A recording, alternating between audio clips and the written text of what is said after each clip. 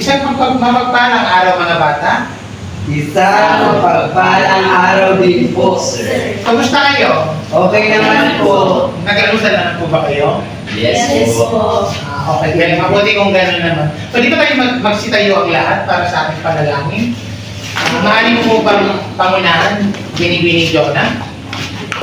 Okay, let's us pray sa ngalan ng Ama, ng Anak, ng Espiritu Santo. Panginoon, salamat po sa panibagong araw na ito na iniipunan sa amin.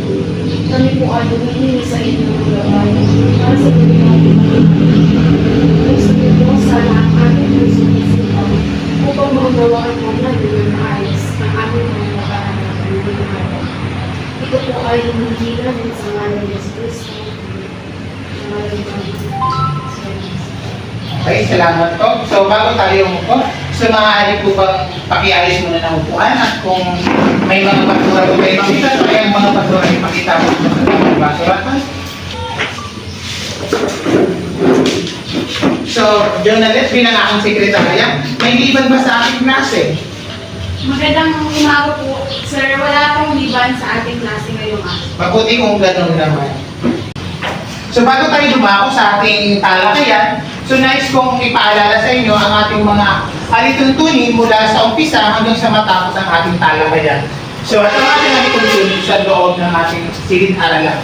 So una, huwag maging maingay habang nasa klase. Ang pangalawa niya ay kung nais mong sumagot, itaas lamang ang kamay. So hindi mo kailangang sumigaw. So pangatlo, itago ang lahat ng kagamitan na hindi kailangan sa ating asignatura. So gaya ko nga natin kanina. So pang-apat, respeto ang bawat opinyon ng kapwa mag-aaral. Malinaw po ba, class? Yes, sir. So balik-aral tayo. So subukan nga natin kung inyong pang nalalaman yung ating balik-aral tayo nung pinag-aralan natin kahapon. So ano nga po yung ating tinalakay kahapon? Tungkol ito sa sige, Miss Samuel. Ay, Mr. Samuel. Yung tinalakay po natin kahapon po, tungkol po sa sexualidad ng tao, kung saan po tinalakay po natin ang teenage pregnancy, sexualidad, pornography, sexual po libido. Yun lang po. So, tama. So, ano pa? Sino pang may alam? Mr. Lorenzo? Tungkol po sir sa sinabi ni Sander is about po siya sa sexualidad na tinalakad po natin na nakalipas na araw. Okay, thank you. So, ayan, mahusay. Maraming salamat at kayo may naunawaan sa last nating aralin last time. So, thank you. So, bago tayo dumako sa ating tatalakayin, magkakaroon muna tayo ng unang gawain. Ito ay tatawagin natin crypto puzzle. So, ang panuto dito, bubuuin ang mga salita sa pamamagitan ng pagtukoy ng mga nawawalang titik. Ang bawat nawawalang titik ay mayroong katumbas na numero sa ibaba. So, makikita sa alpabeto, ang bawat nawawalang titik na ilalagay natin sa mga blanco na mga salita. So, naunawan po ba? Opo. So, mahusay. So, sinong gusto sumagot sa una? Okay, Miss Jonalyn.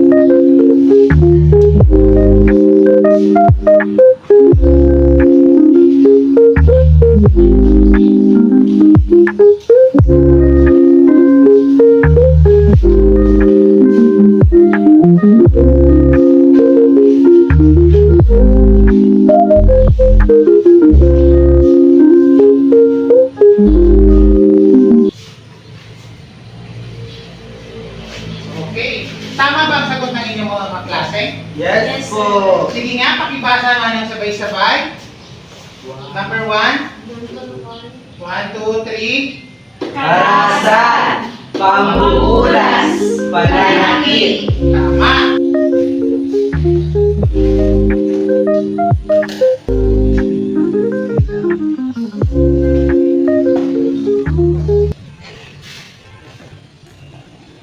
So narito ang tiyak ng mga layunin sa ating aralin. Pakibasa nga po, Ms. Elsa. Matiyak na layunin. A. Natutukoy ang iba't ibang uri ng pamumulas sa paaralan. B.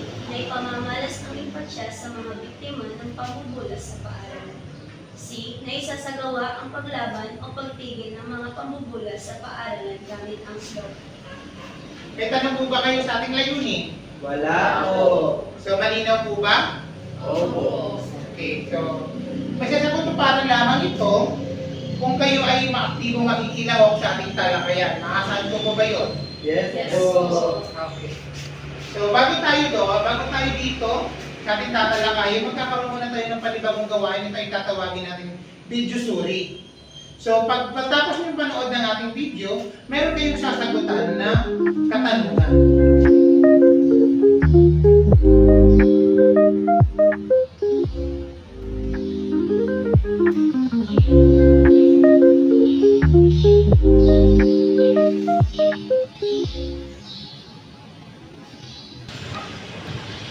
So naunawaan po ba yung sa video? Yes, Yes, po. po. So, ano ang masasabi mo doon, Lorenzo, sa balita? Tungkol ito sa akin. Tungkol po yung exercise na gating na po, sinampal, sinuntok, at sinipa ng kapwa niya po mag-aaral. So, ano yung naramdaman mo nung napanood mo ang balita? Nakakalungkot po at nakakagalit kasi bilang isang mag-aaral, dapat alam mo po yung dapat gawin na tama at dapat yun yung dapat natin gawin. Oh, tama. So, ang napanood ninyong balita ay isang halimbawa ng karahasan na nangyayari sa ating paaralan. So, mas kilala ito sa salitang bullying o yung pagbubulas nga. So, ang susunod nating paksa ay karahasan sa paaralan kung saan tatalakayin natin ang mga iba't ibang uri ng mga pagbubulas. Ito yung salitang pagbubulas, physical na pagbubulas, at cyber na pagbubulas. So, yung social o rational na pagbubulas. So at ngayon, ating tatalakayin ang mga karahasan sa paaralan. So, ano nga ba ang karahasan? Sino gusto magbasa? Okay, Lorenzo, pakibasa. Karahasan. Ang karahasan sa paaralan ay anumang kilos na lumalabag sa misyon at visyon ng edukasyon sa paggalang sa kapwa mag-aaral na umahadlang sa layunin ng paaralan na maging ligtas ang mga mag-aaral. Ang isa sa pangunahing kategorya ng karahasan sa paaralan ay ang pambubulas o bullying. Okay, Lorenzo. Ano yung kayong binasa? Ano yung naintindihan kung nauna-unawaan? Base po sa aking naunawaan tungkol sa karahasan sa paaralan ay ito po yung anumang kilos na lumalabag sa misyon o vision na edukasyon po at ito po ay pwedeng makasakit sa mga estudyante o mag-aaral. Isa pa po sa tutunan ko po sa karahasan ay isang kategorya ang pambubulas o bullying po. Okay, thank you. So yun nga, ito yung karahasan natin, ito yung mga opposite na nangyayari sa paaralan. Kung ano yung mission natin, di ba, ang paaralan may mission sa vision. So ang vision at mission, ito yung mga core values, kaya nga tayo tinawag na values, kasi nga tinuturo sa paaralan kung paano maging magalang, marespeto. Pero yung karahasan, ito yung mga labag sa ginagawa natin sa paaralan. So paano natin siya ma-encounter natin ito sa araw-araw na pumunta tayo sa paaralan. So, pagkukulang sa bullying, sino gusto magbasa? Okay, Sander?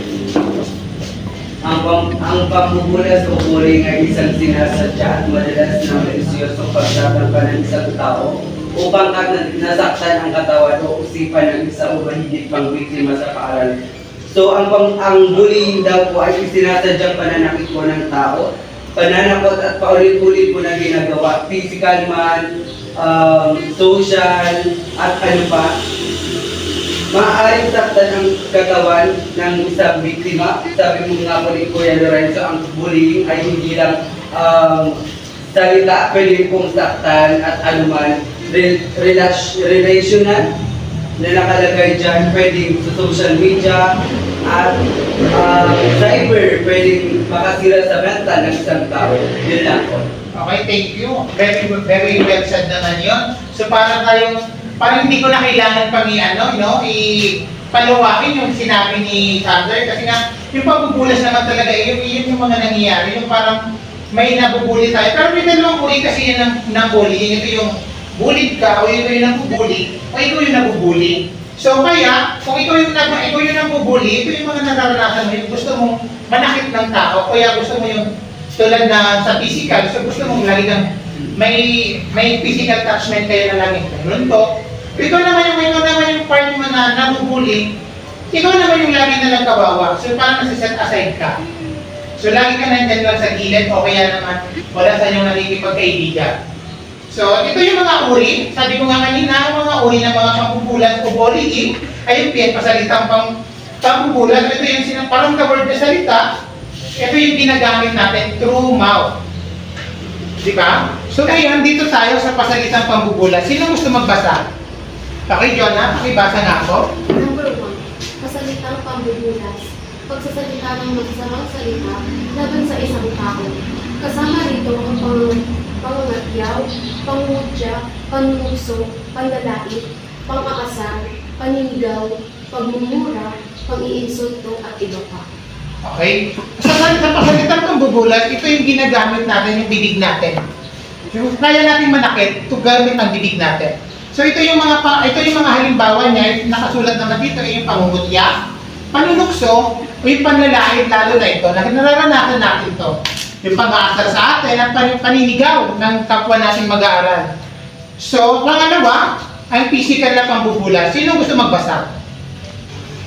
Physical na pambubulas. Ito ay ang pisikal na pananakit sa isang individual o pangkat at paninira ng kanyang mga pagaan. Kasama rito ang panununtok, paninipa, pananampal, pangungurot. Kabilang din dito ang pagkuha at pagsira sa gamit o pagpapakita ng hindi magagandang senyas ng kamay. Okay, thank you, Ms. Jonathan. Kung sa una ay salita, gamit ang bibig, ito naman ay physical, ito naman ay ginagamitan ng katawan. So nandito yung panununtok sa kapwa mo mag-aaral o yung pangungurot. Konting akbay lang at may konting sipa na nagaganap. Yun ang tawag doon ay physical. So sa pangatlo, ito yung social. Sino gusto magbasa ng social? Okay, Ms. Erica? Social o relational na pambubulas. Layunin nitong sirain ang reputasyon sa ibang tao. Kasama rito ang hindi pagtanggap sa isang tao, paghihikayat sa ibang mga mag-aaral na huwag makipagkaibigan sa isang particular na individual o pangkat, pagkakalat ng chismis, pagpapahiya sa isang tao sa gitna ng nakarami at iba pa. So dito naman sa social, ito yung mga nararanasan natin na kunting dalan lang tayo sa koridor, sa hallway ng school, meron maririnig natin na ay, may mga connotation na ay ito, ganito kasi yan, ganyan. Yung mga paninirang ganon, nandito yung sa social. Makikita natin ito sa mga taong hindi na nagsasalita. Pag nakita natin sila, ay may nasasabi na agad. Yung ginajudge ka na nila kahit wala ka pang ginagawa. Yun ang ibig sabihin ng social. So cyber naman, sino gusto magbasa? Miss, okay, Sandra? Number 4, cyber na pambubulas. Ang layunin nila ay intentional na magpahiya, guluhin, mag-insulto at magbanta sa isa't isa. Ang pagbubuling ito ay nagaganap sa pamamagitan ng internet, elektronikong liham, mabilisang pagmemensahe o texting, at ang pagpapaskil ng mga sulatin sa mga blog at website. Thank you. So dito naman sa cyber, dito natin makikita yung about sa technology. Ano yung una natin pag sinabing technology, ano yung una natin na naiisip na pwede natin makitaan na pwede tayo mabuli doon? Unang-una din ang Facebook. Instagram. So sa Facebook naman ay marami tayong nakikita fake news about lalo sa mga artista na hindi naman talaga totoo. So ito yung mga salita na hindi naman totoo pero pinasinisiraan ka sa ibang tao. So maraming tao na nakakita sa iyo na ganito pala si ganito o ganyan pala si sila na hindi naman nila totally na-interact, pero ginajudge na nila yung bilang tao na yan. So, yan, etong cyber na to ay sa pamamagitan ng cellphone. Minsan sa text message nga lang, so nagpapakalat ka ng mga fake news na hindi naman talaga totoo tungkol sa kapwa mo. So dahil sa mag-aaral tayo, so ito yung parang kayo yung kaklase mo, o kaya sa isang mag-aaral sa school, ay sa text kayo, sa halimbawa sa Facebook naman, kasi ganito, pinag-aan namin yung ganito, ginagawa mo ng paraan. So halimbawa, yung picture mo na lang, pinost nila sa Facebook, yung kanyang kapag mag-aaral na pinalaki yung bunganga mo. So isa yun sa mga makikita natin na pasok siya sa cyberbullying. So ang physical ay pasalita ito yung sabi na verbal. Ang physical, ito naman yung talaga yung may mga talagang physical attraction, mga attract talaga na pwede manuntok. Yung social naman, ito yung mga kuro-kuro na nakikinig natin sa ibang nagraming tao. So which is, hindi naman talaga totally pinaparinig mismo sa'yo, pero naririnig mo sa ibang tao din naman habang dumadaan ka. Kaya, so parang gano'n siya. Pag cyber naman, ito yung mga technology na ginagamit natin. So naunawaan po ba kung ano ang aking tinalakay ngayon? Yes, Yes, po! po. So yun ang mga karanasan sa paaralan na nai-compare ng mga bata. So ayon sa ating tinalakay, saan nangyayari ang karanasan ng pagbubulas? Okay, Ms. Jonalet? Sa paaralan po, sir. Okay, so nakakalungkot no, sa lugar na dating nasa grado no, na tinuturo sa atin yung mga core values, kaya nga tayo meron tayong maka-Diyos, makatao, mga kalikasan at makabansa, no, tinuturo sa ating paaralan, pero may nangyayaring karanasan pa din. So, para sa inyo, anong karanasan? Miss Valdez? Na physical at mental, na emotional. Okay, thank you. So, magbigay nga kayo ng halimbawa na makukulit natin sa pasalitang pangbubulag. Ano yung... Okay, Mr. Lorenzo. Halimbawa po nito sa pasalitang pambubulas ay bubo ka. Okay. Sunod. Sino pa? Sa physical naman. Jonalet. Yung ano po, sir, yung hindi po ako kinakaibigan. Okay. Pasok yun. Sino pa? Jonah? May okay, Jonah? Yung pinapanggalan ko kung bawal. Okay. Paano maganda yun? Sunod. Erika? May nag-comment po sa Facebook na malandi ako. Okay, magaling. Parang ako'y nasasaktan dahil sa inyong mga naranasan ng mga pangbubulas sa paaralan. Pero natulong ko lang ito kung hindi lamang sa gusto kong ipahiya kayo, kundi para lang naman to para may labas ninyo kung ano yung mga salubin ninyo para dito sa aralin natin. So, sana tatagan pa natin yung mga loob natin para mas malakas. So, pag may na-encounter kayong ganito, so magsumbong kayo sa mga guro, sa magulang, sa mga nakakatanda sa atin para mas lato nating hindi na ito magtuloy. Para mas may stop na, no? May stop na natin kung saan tayo pwedeng maputol na yung pambubulas na nangyayari sa loob ng paaralan. So, naunawaan po ba? Yes, po! Okay, so para tayo ay dumako na tayo sa ating pangatlong gawain. Dito ay tatawagin natin tama o mali. May bibigay ako sa inyo na ito yung panuto niya. Upang mas maunawaan natin ang mga pambubulat sa paaralan, ay susuriin natin yung mga sunod-sunod na mga senaryo na babasahin ko. So kailangan nyo lang makinig ng mabuti sa mga babasahin ko at pipili lang kayo ng partner o kaya hindi na. Kaya hindi na partner, no? Kaya pwede naman tayo mag-isa-isa na lang, individual kung kaya natin, no? So bibigyan ko kayo ng thumbs up button and then thumbs down button kung tingin nyo ay tama ang mga senaryo na itaas nyo lang yung thumbs up icon. So pag mali naman yung senaryo, ano naman, yung opposite siya, thumbs down naman yung ilalagay nyo. So maliwanag po ba? Maliwanag po, sir! Okay, sandali lang.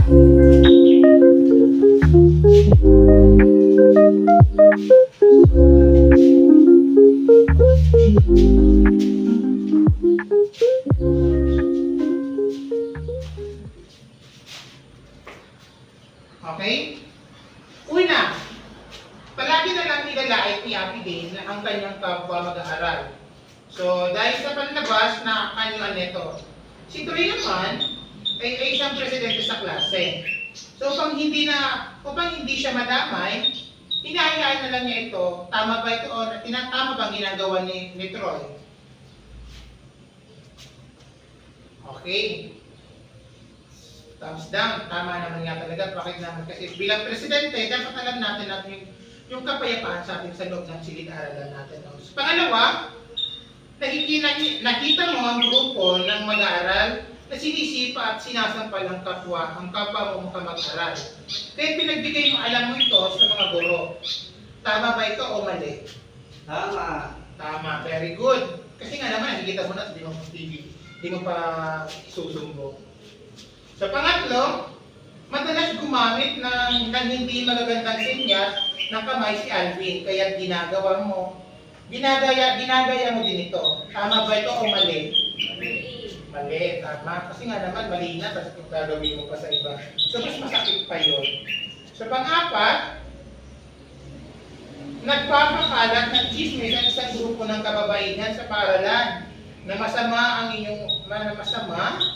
ang ugali mo, kaya ipinagbigay, alam mo ito sa inyong guro o sa guidance counselor. Tama ba o mali? Tama. Tama. So, pang-apat, ito yung uli, ay magaling mag-edit ng mga larawan si Andrew. Kung kaya ipinaglalaruan niya ang mga mukha ng kamag-aral mo sa social media. So, ginagawa itong katatawanan, tama ba o ang ginawa ni Andrew? Mali po. Very good, ha? Mali nga naman talaga. So, may natutunan ba kayo? Yes po. Okay, so...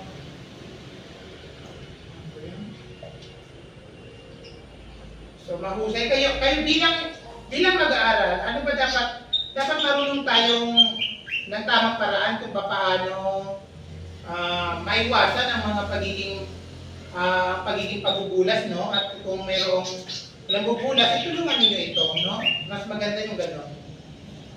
So, sa gawain naman tayo sa pagsasabuhay. So, panuto na. Ito na yung gagawa kayo ng hatiin ko kayo sa dalawa. Dalawa na lang siguro, no? Para... So, gagawa kayo ng slogan o yung yung bullying campaign. So, meron kayong 3 minuto para gumawa at may 2 minuto kayo para sa pagpapaliwanag.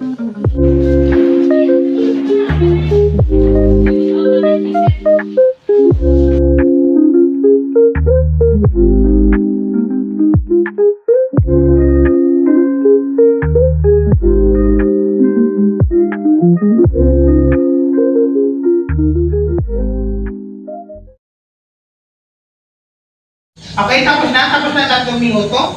Pwede ko nang kunin ito. So, pakibalik na po ang inyong upuan sa tamang ayos.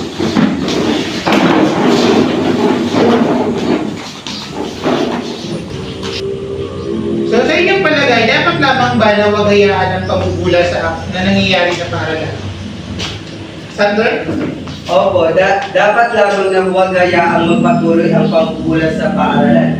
Sapagkat maraming mag-aaral ang tumigil sa pag-aaral at nagkakaroon ng kahinaan sa pagkikipagkapwa dahil sa pambubulas o bullying sa kanilang nararanasan po. Sa ating pang-araw-araw na buhay, ang respeto at pag-unawa sa kapwa ay napakahalaga upang magkaroon tayo ng maayos na ugnayan sa bawat isa. Mahusay? Mahusay, Sander. So, paano mo may papamalas ang simpatiya o sa mga nabiktima ng pamubula sa paaralan? Lorenzo? Para po sa akin, huwag pong matakot na magsabi sa mga nakakatanda o sa ating kapwa na meron din bully sapagkat sila lamang po yung makakatulong po sa atin. So ano pang may dadagdag mo doon? Okay, Jonah? Hikayatin po na magsabi sa mga guro o pinakaupulan kung nakakaranas ng pagbubulas sa paaralan. Okay, yan. So labis akong natutuwa sa inyong mga kasagutan na way inyong natutuhan at dalhin nyo hanggang sa susunod na panahon. So, ang karahasan ay walang mabuting naidudulot sa isang tao. So, naunawaan po ba? Opo, sir! Okay. So ano ang mga uri ng mga pambubulat ang mga halimbawa nito? Standard? Yung una po, pasalitang pambubulat, physical na pambubulat, social or relational na pambubulat, at yung panghuli po, cyber na pambubulat. So, paano mo may papakita ang mga empatya mo sa mga biktima ng pambubulat sa paaralan? Anyone? Erika? Kailangan ipagbigay alam ang mga pambubulas na nangyayari sa paaralan na kinaukulan upang hindi na ito pamalisan at ulitin ng iba. Hikayatin din silang huwag matakot kung sila ay nakakaranas ng anumang pambubulas. So, tama yun. So, dahil doon, ay tayo may merong pagsusulit o para may tukoy natin kung ano yung nangyayari. So, narito, kailangan natin sagutin. So, paano to? Tukuyin kung anong uri ng pambubulat ang tinutukoy sa mga sitwasyong nakasaad at umili dito ng inyong sagot mula sa pagpipilian. Ay sulat ang tipid ng pinakatamang sagot. So, number 1, pananampal. Sander?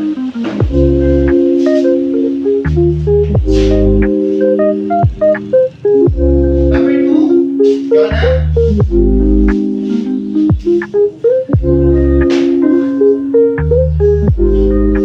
Number 3, Lorenzo? Number 4, Alex? Number 5, Jolinet?